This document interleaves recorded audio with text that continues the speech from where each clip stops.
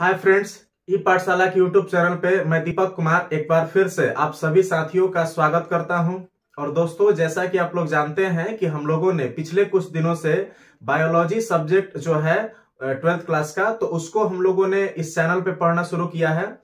और पिछले क्लास में हम लोगों ने बायोलॉजी के अंतर्गत जो आपका फर्स्ट चैप्टर है जिसका नाम है रिप्रोडक्शन इन लिविंग ऑर्गेनिजम्स, यानी कि जीवों में जनन, तो उस चैप्टर में हम लोगों ने पिछला जो क्लास लिया था तो उसमें हम लोगों ने पढ़ा था अलैंगिक जनन में मेन द्विविखंडन की क्रिया के बारे में, ठीक ना। तो द्विविखंडन की क्रिया कल के क्लास में हम लोगों ने कंप्लीट कर लिया था। आज का जो हम लोग का क्लास होने जा रहा है तो इसमें हम मुख्य रूप से जो बहुविखंडन की क्रिया है उसको समझेंगे। इसके बाद में इससे आगे जो है खंडन समझेंगे, फ्रेगमेंटेशन। इसके बाद में हम लोग पुनरुद्भवन यानी कि रीजेनरेशन, ये तीन जो जनन की प्रक्रियाएं हैं इन तीनों को आज के वीडियो में हम लोगों को कवर करना है। इसके बाद में हम लोग अगले वीडियो में जो है ना कायिक जनन और फिर जो आपका बीजाणु जनन है, तो ये सारे टॉपिक्स को हम लोग कवर करेंगे, ठीक है। तो चलिए आज के वीडियो को हम लोग शुरू करते हैं। और इससे पहले आप लोगों से एक छोटी सी रिक्वेस्ट है कि आप लोग अगर हमारे चैनल पे नए नए जुड़े हैं तो आप हमारे चैनल को सब्सक्राइब करिए और अपने अधिक से अधिक मित्रों को भी हमारे चैनल से जोड़िए, ठीक है। तो चलिए दोस्तों, आज के वीडियो को हम लोग स्टार्ट करते हैं। देखिए, ध्यान दीजिए, आज का जो हम लोग का टॉपिक होगा उसका नाम क्या है भाई। तो मैंने आपको बताया कि बाबू देखो, आज का जो हम लोग का टॉपिक होने जा रहा है उसका नाम है बहुविखंडन, ठीक है। क्या नाम है जी? तो बहुविखंडन, ठीक ना। बहुविखंडन बोले तो मल्टीपल फिजन, ठीक ना। तो मल्टीपल फिजन यानी कि बहुविखंडन जो है ये हम लोग का आज का पहला टॉपिक होने जा रहा है, ठीक है। बात को पूरे बढ़िया से आप समझिएगा, आपको पूरी चीजें क्लास में ही क्लियर हो जाएंगे, ठीक ना। ध्यान से समझिए। देखिए, बात कुछ ऐसा है कि बहुविखंडन की अगर हम बात करें तो पिछले क्लास में मैंने बताया था कि देखो, एक प्रोसेस होता है विखंडन, और विखंडन में मैंने आपको बताया था कि जब जीव का शरीर दो या अधिक भाग में टूटता है तो उसको विखंडन कहते हैं। और इस विखंडन का ही टाइप कौन सा है? तो विखंडन के दो टाइप होते हैं, जिसमें से एक होता है द्विविखंडन और दूसरा होता है बहुविखंडन, ठीक ना। तो देखो बाबू, जब दो भाग में जीव का शरीर टूटेगा तो उसे द्विविखंडन कहते हैं। और जब दो से ज्यादा भाग में किसी जीव का शरीर टूटता है और हर एक भाग से वो नया जीव बन जाता है तो उस प्रोसेस को हम लोग क्या कहते हैं? तो उसे हम लोग बहुविखंडन यानी कि मल्टीपल फिजन कहते हैं। क्लियर ना? चलिए, तो अगर आपसे पूछे कि बहुविखंडन या मल्टीपल फिजन क्या है तो आप कहिएगा कि भाई देखो, यदि किसी जीव का शरीर जो है ना बाबू, यदि किसी जीव का शरीर दो भागों में टूटकर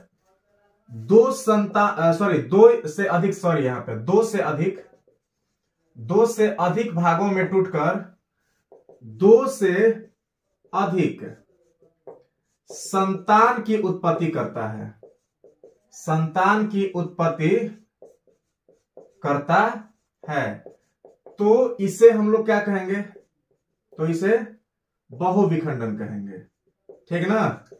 बहुविखंडन कहते हैं। बात को आप लोग समझ गए होंगे।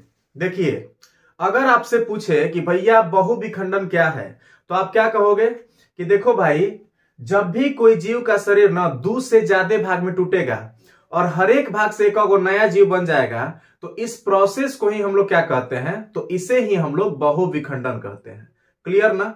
बहुविखंडन का मतलब क्या हुआ कि बहुते भाग में टूट के और बहुते सारे जीव बन जाना। बस एक लाइन में समझिए, बहुते भाग में टूट करके जीव के शरीर का और बहुत जनक मतलब बहुत संतान की उत्पत्ति हो जाना, उसी को क्या कहते हैं? तो उसे कहते हैं हम लोग यहाँ पे बहुविखंडन।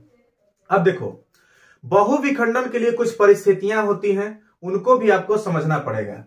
देखिए, बहुविखंडन कभी भी होगा तो उसके लिए सबसे पहली जो कंडीशन है वो आपको ध्यान देना है।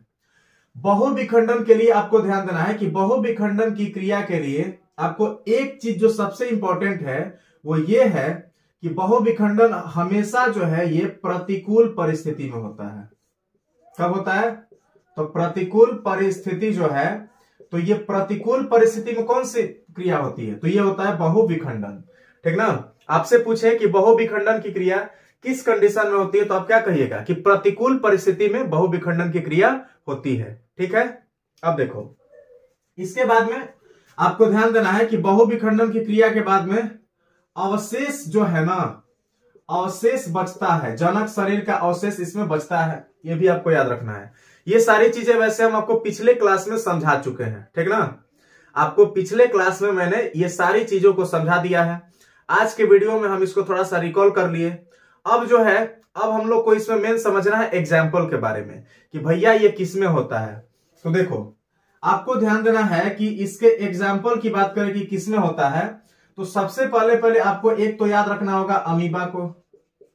अमीबा के बाद में ये जो है ना, ये आपका प्लाज्मोडियम, ठीक ना। प्लाज्मोडियम जो है, तो प्लाज्मोडियम ईटीसी, यानी कि अमीबा, प्लाज्मोडियम, ये सारे जो भी जीव हैं, तो इन सभी जीवों में प्रतिकूल परिस्थितियों में अगर पूछेगा कि किस विधि से जनन होता है, तो आप क्या कहिएगा कि प्रतिकूल परिस्थितियों में इन सभी जीवों में मेन बहुविखंडन की क्रिया के द्वारा जनन होता है। ठीक है, अब देखो आपसे कुछ प्रश्न जो है पूछे जा सकते हैं। जैसे मान के चलिए ना कि आपसे पूछ दिया कि अमीबा में बहुविखंडन की प्रक्रिया का वर्णन कीजिए, ये आपसे प्रश्न पूछा जा सकता है। अमीबा चूंकि इसमें फेमस एग्जांपल है, इसीलिए यहां से प्रश्न पूछा जा सकता है। तो आपको ध्यान देना है कि अमीबा में अगर आपसे पूछे कि बहुविखंडन कैसे होता है, तो यहां पर हम आपको बता दे रहे हैं कि अमीबा में बहुविखंडन, ठीक ना। अमीबा में बहुविखंडन, बाबू देखो बहुविखंडन तो हमको बता दिए, ठीक ना। अब इसके बाद में अब क्या समझना है कि अमीबा में बहुविखंडन कैसे होगा, तो ये आपको समझना पड़ेगा। अमीबा में बहुविखंडन कैसे होगा ये आपको समझना पड़ेगा। तो देखिए हम आपको पिछले क्लास में भी समझाए थे कि देखो बाबू, ये जो है ये आपका मान के चलिए कि अमीबा एक हो गया, ये अमीबा का बॉडी हो गया, ठीक। और इस अमीबा के बॉडी में होता क्या है कि जब कभी अनफेवरेबल कंडीशन आ जाए, यानी कि जब कभी प्रतिकूल परिस्थितियां आ जाएंगी, तो प्रतिकूल परिस्थितियों में होता क्या है कि इस अमीबा के शरीर के चारों तरफ एक सुरक्षात्मक आवरण का निर्माण हो जाता है। देखिए कुछ इस टाइप से एक सुरक्षात्मक आवरण का इसके चारों तरफ क्या हो जाएगा, निर्माण हो जाएगा। तो बात को हम उम्मीद करते हैं कि आपको समझ में आ रहा होगा कि हम क्या कहना चाहते हैं।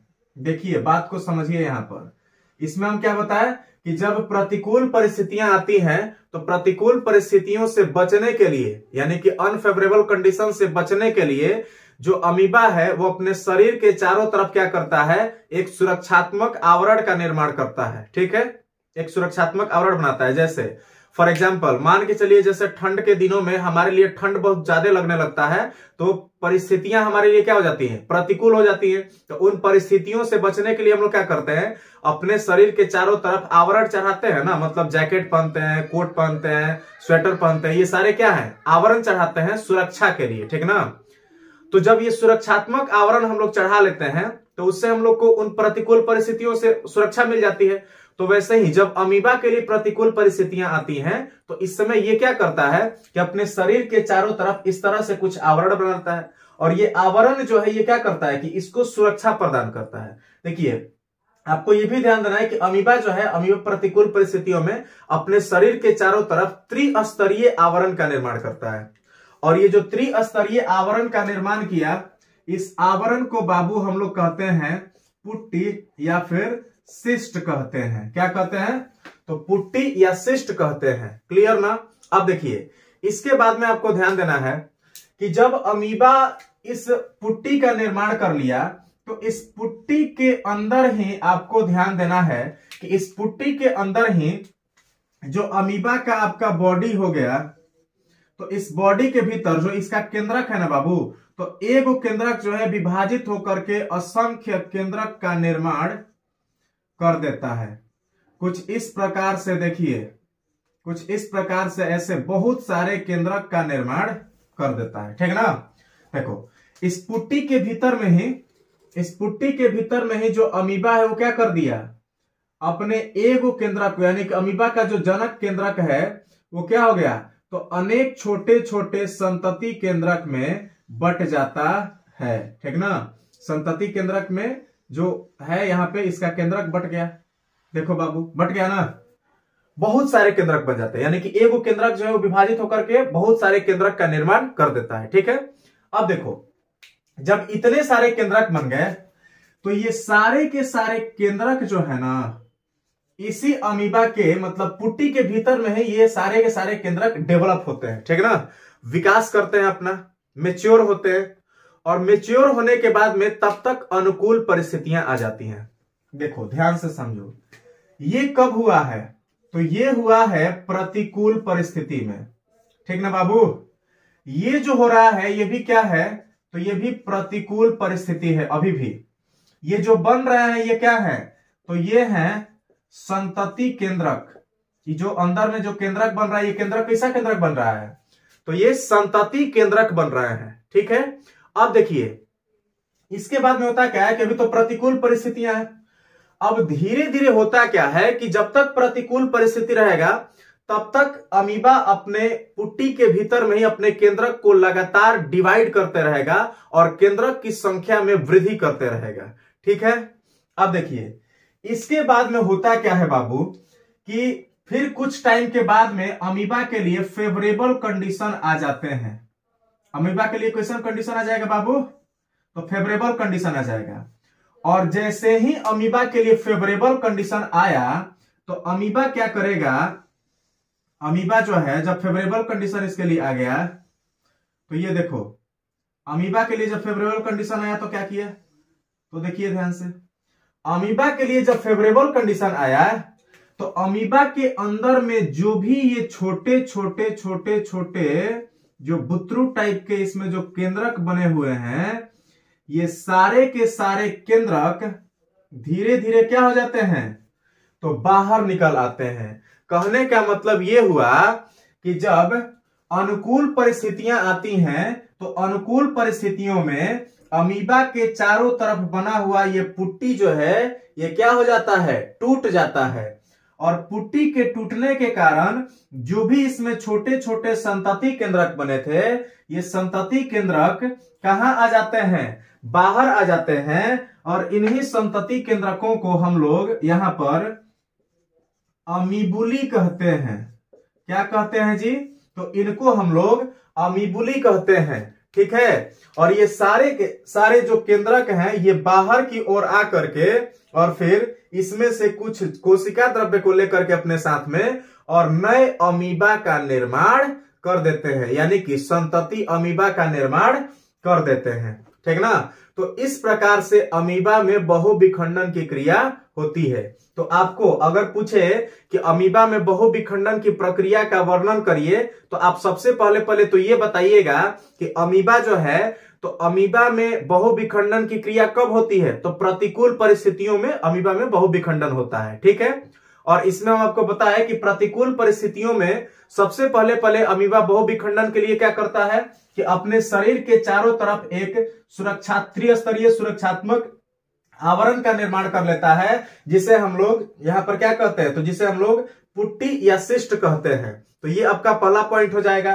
दूसरा पॉइंट लिखिएगा कि अमीबा जो है उस पुट्टी के भीतर में ही अपने जनक अमीबा जो है अपने केंद्रक को लगातार विभाजित करता है और लगातार विभाजन के फलस्वरूप अनेक संतति केंद्रक का निर्माण कर लेता है। देखिए यहां पर अनेक संतति केंद्रक का निर्माण हो गया है।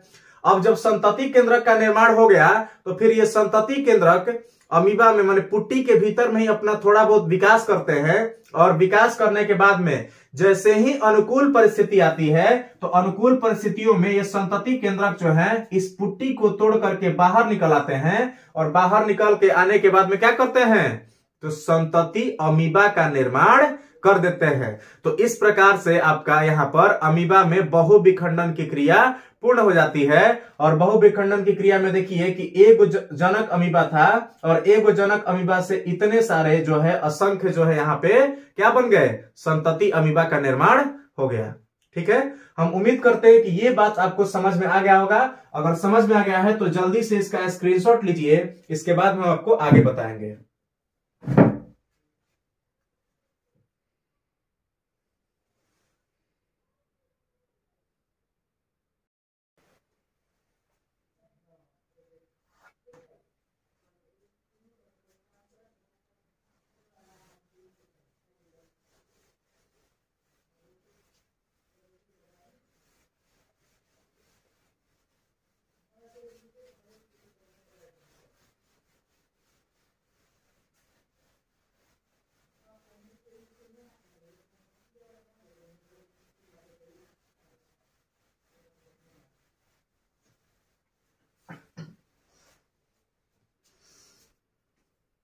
चलिए, तो अभी हम लोगों ने क्या सीखा?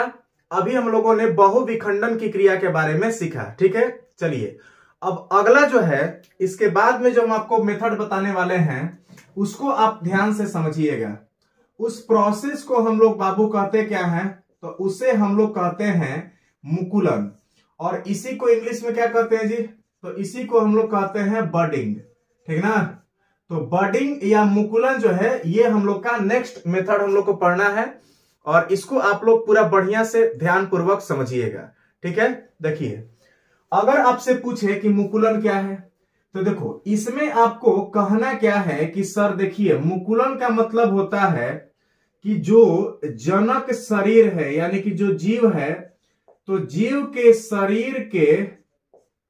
शरीर के ऊपरी सतह या बाहरी सतह, डायरेक्ट आप कह सकते हैं कि बाहरी सतह पर क्या उत्पन्न होना? तो उभार उत्पन्न होना। ठीक ना? उभार। और इस उभार को ही बाबू कहते क्या हैं? तो इसी को हम लोग मुकुल या फिर बड कहते हैं। उभार का बनना। ठीक ना बाबू? उभार का बनना। और देखिए इसके बाद में ये जो उभार है, ये उभार करता क्या है बाबू? तो धीरे धीरे जो है ना, धीरे धीरे विकसित होकर के, धीरे धीरे विकसित होकर उभार का जनक शरीर से अलग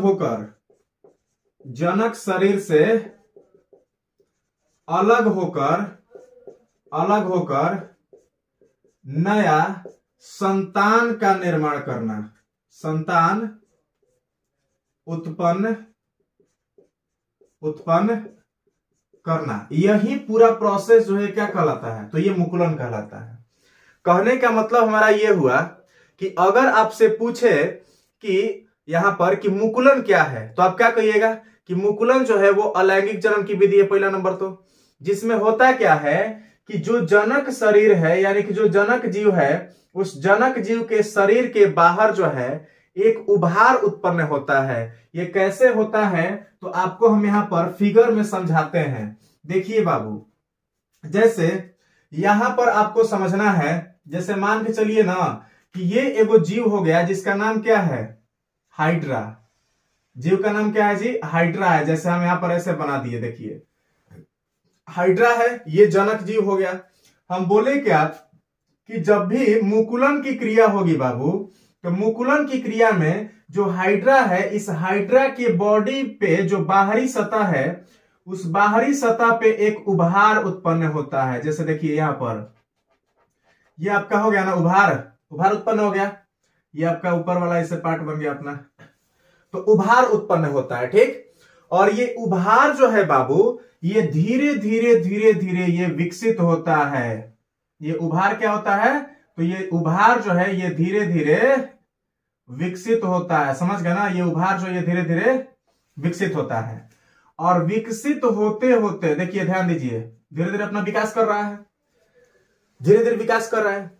विकास करने के बाद में फाइनली इसमें, यानी कि ये वाला जो बॉडी है, जो जनक बॉडी है, इसमें जो जो संरचनाएं हैं, ये सारी की सारी संरचनाएं इसमें भी बन जाएंगे। तो नेक्स्ट स्टेज में देखिए क्या होता है।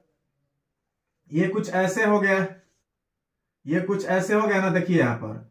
और ये हुआ क्या कि ये धीरे धीरे क्या करेगा ना कि यहां पर ऐसे ये भी अपना जो है प्रवर्त वगैरह जो है टेंटिकल वगैरह बना लेता है। देखिए बना लिया, और बनाने के बाद में फाइनली करता क्या है कि ये जो बॉडी है तो पूरा मेच्योर हो गया ना, तो मेच्योर होने के बाद में अपने जनक शरीर से अलग हो जाता है। ये इसका जनक शरीर हो गया, और ये क्या किया, इधर अपना अलग बना लिया। तो ये जो है अलग अपना निकल गया। तो इस तरह से इस पे क्या बन गया? ये संतान के रूप में यहां पर उत्पन्न हो गया, ये संतान बन गया। तो देखिए ध्यान से समझिए, इसमें हम लोगों ने देखा क्या? इसमें हम लोगों ने क्या देखा? तो बात को समझिएगा कि सबसे पहले मुकुलन की क्रिया में क्या हुई? तो मुकुलन की क्रिया में सबसे पहले जीव के शरीर की बाहरी सतह पर एक उभार उत्पन्न होता है, और इस उभार को ही हम लोग क्या कहते हैं बाबू? तो इसी को हम लोग मुकुल या इसी को हम लोग बड कहते हैं, मुकुल या बड कहते हैं। बात को समझ गए ना आप? तो हमने क्या बताया कि जीव के शरीर की बाहरी सतह पर उभार या मतलब उभार जो है मुकुल या बड का निर्माण होता है। तो बन रहा है ना, और बनने के बाद में ये जो उभार है ये धीरे धीरे विकसित होकर के और जनक शरीर से अलग होकर के संतान की उत्पत्ति कर देता है। तो इस मेथड को ही हम लोग क्या कहते हैं? तो इसी को हम लोग मुकुलन कहते हैं। ठीक है, यानी कि एक बार फिर से समझिए, अगर आपसे पूछे कि मुकुलन क्या है, तो मुकुलन में आप कहिएगा कि मुकुलन अलैंगिक जनन की वह विधि है जिसमें जनक जीव के शरीर पर एक उभार उत्पन्न होता है और वो उभार धीरे धीरे विकसित होकर के और जनक जीव के शरीर से अलग होकर एक नए संतान की उत्पत्ति कर देता है। तो इस प्रोसेस को हम लोग क्या कहते हैं? तो इसी को हम लोग मुकुलन कहते हैं। क्लियर है? हम उम्मीद करते हैं कि इतनी बातें आप सभी को समझ में आ गई होंगी। ठीक है ना? ये जो है, ये मैंने फिगर जो बनाया है ये आपको बनाया है हाइड्रा में मुकुलन का। ठीक ना? हाइड्रा में मुकुलन, हाइड्रा में मुकुलन का यहां पे मैंने आपको फिगर बना के दिखाया है। ठीक है, अब देखिए बात को थोड़ा सा समझिएगा बाबू। जो आपके मुकुलन का प्रोसेस है ना, तो मुकुलन जो है ये आपका मुकुलन के अगर हम पूछे प्रकार कि इसके मुकुलन के प्रकार कौन कौन से हो सकते हैं, इसके टाइप क्या क्या हो सकते हैं, मुकुलन के प्रकार, तो आपको ध्यान देना है कि मुकुलन जो है ना बाबू, मुकुलन आपका दो प्रकार का होता है, जिसमें से एक जो है उसको हम लोग कहते हैं अंतर्जात मुकुलन, यानी कि एंडोजेनस मुकुलन। ठीक है, और बाकी दूसरा जो है उसी को हम लोग यहां पर बहिजात मुकुलन कहते हैं, यानी कि एक्सोजेनस मुकुलन कहते हैं। ठीक ना? एक्सोजेनस यहां पे बडिंग कहते हैं। समझ गए? तो देखिए मुकुलन की क्रिया जो है, तो मुकुलन की क्रिया कितने प्रकार की होती है? तो मुकुलन की क्रिया जो है ये दो प्रकार की होती है, जिसमें से एक को कहते हैं हम लोग अंतर्जात मुकुलन और दूसरा का क्या कहते हैं? बहिजात मुकुलन। अब बात को समझिए कि आखिर ये अंतर्जात मुकुलन इसको क्यों कहते हैं, इसको बहिजात मुकुलन क्यों कहते हैं। तो देखो बाबू, ये जो उभार बन रहा है ना, तो अगर जो उभार है, उभार जो है अगर ये शरीर के अंदर की ओर बनेगा, अंदर की ओर बने, अगर उभार शरीर के अंदर की ओर बने तो उसी को हम लोग क्या कहते हैं? देखिए अगर पूछेगा ना कि अगर उभार शरीर के अंदर की ओर बनता है तो उस प्रोसेस को हम लोग क्या कहते हैं? तो उस प्रोसेस को हम लोग अंतर्जात मुकुलन कहते हैं। यानी कि अगर मुकुलन की प्रक्रिया में जो उभार या मुकुल जो बन रहा है, तो मुकुल अगर अंदर की तरफ बन रहा है, बड अगर अंदर की तरफ बन रहा है, तो इस प्रोसेस को हम लोग क्या कहते हैं बाबू? तो इसी को हम लोग कहते हैं अंतर्जात मुकुलन। ठीक है, अब बात को थोड़ा सा समझिएगा कि ये जो उभार जो है, ये उभार शरीर के अंदर की ओर बनता है, और शरीर के अंदर की ओर बनने वाले उभार को हम लोग कहते क्या है? ये भी आपसे प्रश्न बन सकता है। देखो ध्यान से समझना, मैंने आपको बताया कि जो अंतर्जात मुकुलन होता है, तो अंतर्जात मुकुलन में जो ये उभार बन रहा है, तो ये बाहर की ओर ना बन के किधर बनेगा? अंदर की ओर बनेगा। ठीक ना? तो अंदर की ओर जो उभार बनता है, उस उभार को हम लोग कहते क्या है? मेन ये आपसे प्रश्न बनेगा, तो आपको ध्यान देना है कि अंदर की ओर उत्पन्न होने वाले उभार को हम लोग क्या कहते हैं? तो उसे हम लोग जेम्यूल कहते हैं। उसे क्या कहते हैं? जेम्यूल कहते हैं। और आपको ध्यान देना है कि जहां पे बनेगा उसको हम लोग जेमा कप कहते हैं। अंदरवा जहां पे जेम्यूल बनेगा उस प्लेस को क्या कहते हैं? तो उसको हम लोग जेमा कप कहते हैं। आपसे पूछेगा कि ये होता किसमें है, तो आपको ध्यान देना है कि जो पोरीफेरा संघ है, पोरीफेरा संघ के जो स्पंज होते हैं, तो खास करके स्पंजों में आपको ध्यान देना है कि जो स्पंज होते हैं, तो उन स्पंजों में आपका यहाँ पे अंतर्जात मुकुलन को देखने की संभावना ज्यादा होती है। स्पंजों में अंतर्जात मुकुलन के द्वारा प्रजनन होता है। ठीक है, ध्यान से समझिए। देखिए बाबू, यहाँ पे मान के चलो ना कि ये हम आपका एक स्पंज बना दिए, तो आपसे पूछेगा कि इसमें किस विधि से जनन होगा, तो आप कहिएगा कि इसमें अंतर्जात मुकुलन होता है। देखो होता क्या है कि इसमें जब उभार उत्पन्न होगा ना, तो उभार कुछ इस प्रकार से अंदर की ओर बनना शुरू हो जाता है, अंदर की ओर बन जाए, और अंदरवा की तरफ उभार जो बना एकरे हम लोग क्या कहते हैं बाबू, तो इसको कहते हैं हम लोग जेम्यूल कहते हैं, ठीक ना। आई जो स्ट्रक्चर में देखा जो शेप बना ना कप टाइप के, तो एकरे हम लोग क्या कहते हैं, जेमा कप कहते हैं। तो देखो आपको यहां से प्रश्न क्या बनेगा वो समझिए। देखिए आपसे पूछेगा कि अंतर्जात मुकुलन किसे कहते हैं, तो आप कहिएगा कि जब मुकुल या उभार जो है जीव के शरीर के अंदर की तरफ बनता है, तो उस प्रोसेस को ही हम लोग क्या कहते हैं, तो उसको अंतर्जात मुकुलन कहते हैं।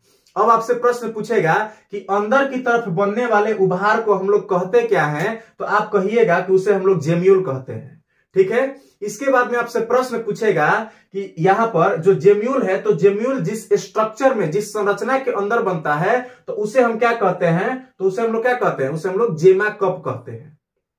क्लियर हो गया, कोई दिक्कत यहां तक नहीं ना। अब देखिए इसके बाद में आपको ध्यान देना है, बात को समझिए। देखिए इसके बाद में एक चीज आपको समझना है कि जो यहां पर आपका बहिजात मुकुलन है, तो इसको भी आप समझ लीजिए कि होता क्या है। तो देखो जैसे इसमें हम बोले कि इसमें जब उभार शरीर के अंदर की ओर बन रहा है तो ओकरा के अंतर्जात मुकुलन कर रहे हैं, तो इसी प्रकार से जब, ध्यान से समझिएगा कि जब जो उभार है, तो जब उभार शरीर से बाहर की ओर बने, बाहर की ओर बने, समझ गए ना। जब उभार जो है, जब उभार शरीर से बाहर की ओर बने, तो इस प्रोसेस को हम लोग क्या कहते हैं, तो इसी को बहिर्जात मुकुलन कहते हैं। क्लियर हो गया। जैसे हाइड्रा में देख बाबू, तो हाइड्रा में क्या हो रहा है, तो कि हाइड्रा में अंदर की ओर ना बन के किधर बन रहा है, बाहर की ओर बन रहा है। तो शरीर से बाहर की ओर जब मतलब मुकुल का निर्माण होता है, तो उसे हम लोग क्या कहते हैं, तो उसे हम लोग कहते हैं यहां पर बहिर्जात मुकुलन, ठीक। अब देखो बाहर की ओर बनने वाला जो उभार होता है, तो इस स्ट्रक्चर को हम लोग क्या कहते हैं, तो एकरा के हम लोग मुकुल या फिर बड कहते हैं। यानी कि शरीर से बाहर की तरफ बनने वाले उभार को हम लोग क्या कहते हैं जी, तो उसे हम लोग मुकुल या बड कहते हैं, ठीक है। तो हम उम्मीद करते हैं कि इतनी बातें आप सभी को समझ में आ गई होंगी, ठीक है। अब एक बार जल्दी से इसको क्विक रिवीजन कीजिए, रिकॉल कीजिए। आपको ध्यान देना है, आपसे पूछे कि मुकुलन क्या है, तो आप क्या कहिएगा कि मुकुलन अलैंगिक जनन की वह विधि है जिसमें जीव के शरीर के बाहर उभार उत्पन्न होता है, या जीव के शरीर की बाहरी सतह पर उभार उत्पन्न होता है, और वह उभार धीरे धीरे विकसित होकर के जनक शरीर से अलग होकर के एक नया संतान उत्पन्न कर देता है। तो इस प्रोसेस को क्या कहते हैं, तो इसे हम लोग मुकुलन कहते हैं। आपसे पूछेगा कि मुकुलन की क्रिया जो है, तो मुकुलन की क्रिया कितने प्रकार की होती है, तो आप कहिएगा कि मुकुलन जो ये दो प्रकार का होता है, जिसमें से एक अंतर्जात मुकुलन, दूसरा का बहिर्जात मुकुलन होता है। आपसे पूछेगा कि अंतर्जात मुकुलन किसे कहते हैं, तो आप कहिएगा कि जो शरीर पे जो उभार उत्पन्न हो रहा है, तो उभार अगर शरीर से अंदर की ओर उत्पन्न हो तो उसे हम लोग अंतर्जात मुकुलन कहते हैं, अगर बाहर की ओर उत्पन्न हो तो उसे क्या कहते हैं, बहिर्जात मुकुलन कहते हैं। आपको ध्यान देना है कि अंदर की ओर बनने वाले उभार को क्या कहते हैं जी, तो उसे हम लोग कहते हैं जेम्यूल्स, और जिस स्ट्रक्चर में बनता है जेम्यूल उसे जेमा कप कहते हैं। और बाकी जो बाहर की ओर उभार उत्पन्न होता है उसे हम लोग क्या कहते हैं, तो उसे हम लोग बड या मुकुल कहते हैं। हम उम्मीद करते हैं इतनी बातें आपको समझ में आ गई होंगी, ठीक है। चलिए जल्दी से आप लोग इसका स्क्रीनशॉट ले लीजिए, चाहे यहीं पे एक चीज समझ लीजिए। आपसे यह भी प्रश्न बनता है कि हाइड्रा में मुकुलन की क्रिया का वर्णन करें। तो देखो बाबू, अगर आपसे पूछे ना कि हाइड्रा में मुकुलन की क्रिया का वर्णन करें, तो आप कहिएगा कि हाइड्रा जो है, तो हाइड्रा में बहिर्जात मुकुलन के द्वारा प्रजनन होता है, जिसमें मुकुलन की क्रिया के दौरान सर्वप्रथम अमीबा के शरीर की, देखो यहाँ पे गैस्ट्रोडर्म की कोशिकाएं पाई जाती हैं, ठीक ना। और यही गैस्ट्रोडर्म की कोशिकाएं जो है विभाजित होकर के ऊपर की ओर एक उभार उत्पन्न करती हैं।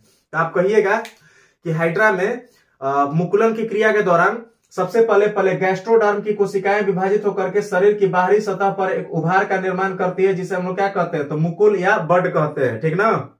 उसके बाद कहिएगा कि धीरे धीरे ये मुकुल या बड जो है ये विकास करता है, और विकसित होने के पश्चात अंत में जनक हाइड्रा के शरीर से अलग होकर के संतति हाइड्रा का निर्माण कर देता है। तो इस प्रकार से मैंने यहाँ पे हाइड्रा में मुकुलन की क्रिया होती है, ठीक है ना। हम उम्मीद करते हैं कि हाइड्रा का जो मेन जो जन्म की प्रक्रिया है ये भी आपको समझ में आ गया होगा, मुकुलन क्या है ये भी आपको समझ में आ गया होगा। अगर आपको समझ में आ गया है तो जल्दी से आप इसका स्क्रीनशॉट लीजिए, उसके बाद में हम लोग आगे देखते हैं।